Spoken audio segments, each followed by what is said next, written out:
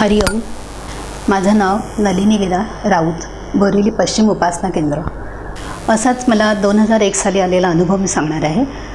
माझी मोठी मुलगी त्यावेळेस विरारला राहत होती आणि तिच्या घरी आम्ही जाण्यासाठी मी आणि माझी धाकटी मुलगी बोरिवलीवरून सकाळी 10:30च्या दरम्यानची आम्ही ट्रेन पकडली, विरार ट्रेन. वसईपर्यंत गाडी आधी स्लो ट्रेनच असतात बोरिवलीनंतर. वसईपर्यंत गाडी धीम्या गतीनेच चालली होती, हळूहळू. आणि वसई स्टेशन सोडल्यानंतर गाडी जी उभी राहिली ती बराच वेळ काही गाडी सुटेना. आणि बायका आपल्या दारात उभं राहून बघतायत गाडी कधी सुटते, गाडी कधी सुटते, पण गाडी काही सुटत नाही. आम्हाला जागा मिळाली ती बसायला, त्यामुळे आम्ही बसलो होतो. आणखी थोड्या वेळाने काय झालं, पुढच्या त्या ट्रॅकवर 2-3 वाटतं गाड्या आणखी उभ्या होत्या आणि त्या गाड्यांमधले लोक खाली उतरून आरडाओरडा करत होते की गाड्या पुढे जाणं नाही, काहीतरी गडबड आहे, सगळ्यांनी खाली उतरा, खाली उड्या मारा, खाली उड्या मारा म्हणून.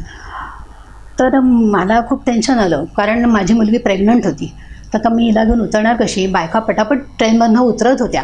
मी म्हटलं मुलीला, आपण बापूंचं नामस्मरण करायचं, ओम मनसामर्थ्य दाता श्री अनिरुद्धाय नमः.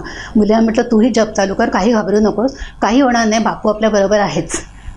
असं करता करता बायका बऱ्याचशा उतरून गेल्या आणि सगळ्या सांगत होत्या, चला ताई उतरा उतरा उतरा. शेवटी 5-6 जणी आम्ही उरलो आणि माझी मुलगी आणि मी.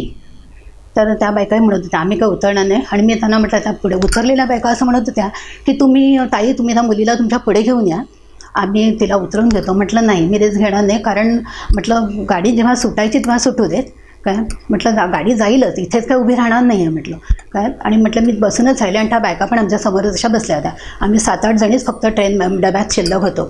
आणि म्हणता 1-1.5 तास कसा गेला कळलंच नाही. आणि शेवटी गाडीने अचानक हॉर्न वाजला गाडीचा हॉर्न वाजल्याबरोबर सगळी गडबड सुरू झाली. खाली उतरले लोक धावत हे करायला लागले. पण गाडी स्टार्ट झाली, हळूहळू नालासोपाऱ्याला गेली. नालासोपाऱ्यावरनं गाडी व्यवस्थितपणे विरारपर्यंत पोहोचली.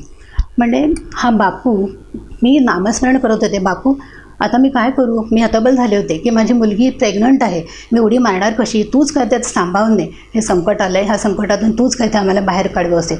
पण त्याने सांगू का, अगदी व्यवस्थितपणे आम्हाला विरार स्टेशनला पोहोचवलं. तिथून आम्ही उतरलो, मुलीच्या घरी गेलो अगदी व्यवस्थितपणे. माझी मुलगी वाट बघत होती. सकाळी निघालेले लोक, त्यावेळेस काय मोबाईल वगैरे नव्हते, हे सकाळी निघालेले लोक अजून कसे आले नाहीत. मग तिला पण टेन्शन आलं होतं. तिने घरी आपल्या पप्पांना लँडलाईनवरून फोन करून विचारलं, पप्पा हे लोक निघाले आहेत ना. हे म्हणाले हो कधीच गेले आहेत म्हणून. पण नंतर आम्हाला कळलं संध्याकाळी की रेल रोको वगैरे काहीतरी आंदोलन झालेलं होतं आणि त्यामुळे गाड्या ठप्प झालेल्या होत्या. तर असा बापू ह्याने आम्हाला सुखरूपपणे विरारपर्यंत पोहोचवला. हा माझा पहिला अनुभव. आणि बापू हरिओम अंबज्ञ बापूराय.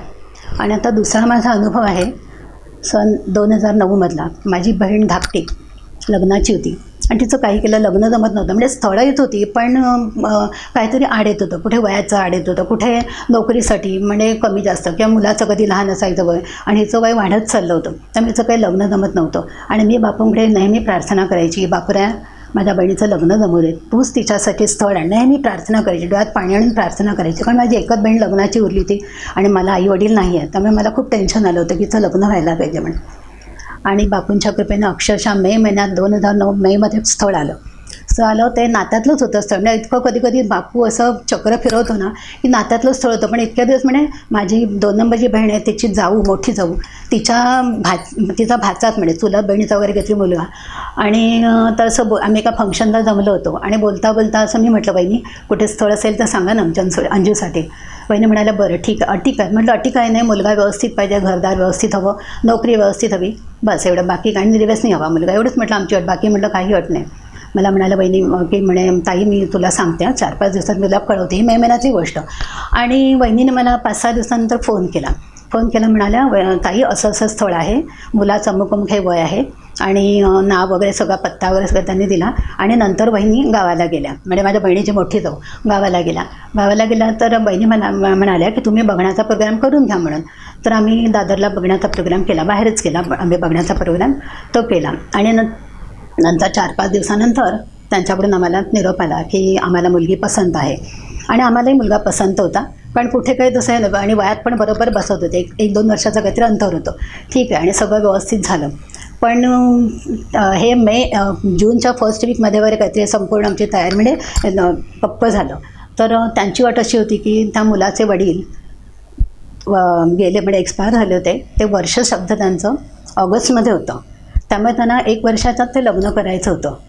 लग्न करायचं होतं 1 वर्षाचं. तर बापरे, आता हा पावसाळा आहे, जुलै महिना, आता जून जुलै म्हणजे पावसाचे महिने, आता कसं होणार. तर आमची घरातली मंडळी म्हणाली की नाही, वर्षाच्या आत करावंच लागतं ना. बरोबर आहे त्यांचं. तर आपण जो जवळचा मुहूर्त असेल तो धरूया आणि करूया लग्न म्हणून.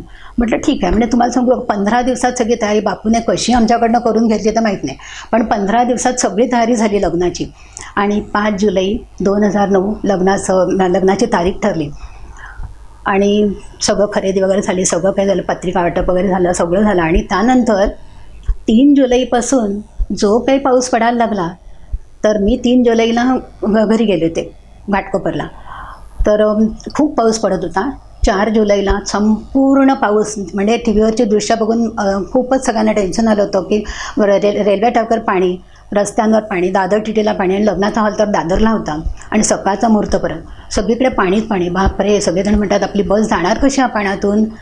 तर मी म्हटलं, मी मनात म्हणत, सगळी काही बापू भक्त नव्हते, मी आपली मनात म्हणते, बहिणीला सांगितलं होतं बापूंचं नामस्मरण करायचं. ओ मनस सामर्थ्य दाता श्री अनिरुद्धाय नमः. त्याचाच जप करत जा, तोच काय त्याच्यातून आपल्याला मार्ग काढणार, तोच सुखरूपपणे घेऊन जाणार, काही काळजी करायची नाही.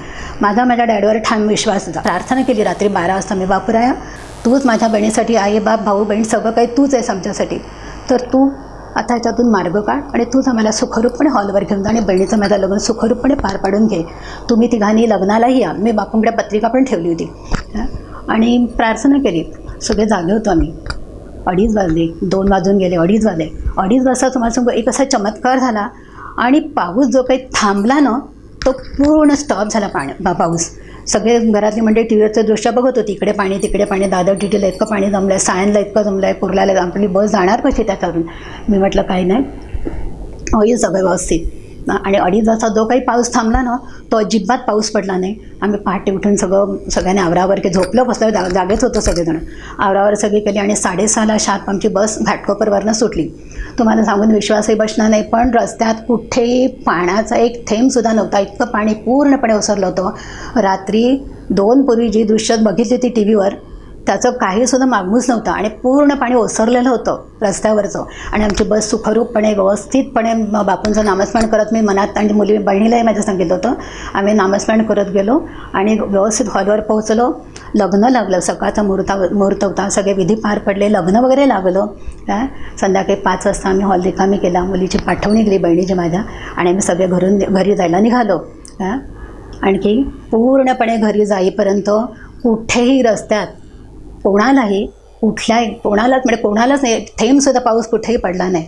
असा माझा बापूराया प्रत्येक क्षणाला आपल्याबरोबर असतो. आम्ही कसली भक्ती करतो, आमची भक्ती काहीच नाही, आमचं लक्ष अर्ध संसारातच, अर्ध भक्ती म्हणजे नामस्मरणात असतं, पण तरी तो ते गोड बांधून घेतो. खरंच माझा बापूराया इतका अकारण करण्याचा महासागर आहे की खरंच मी बापूराया कृतज्ञ आहे.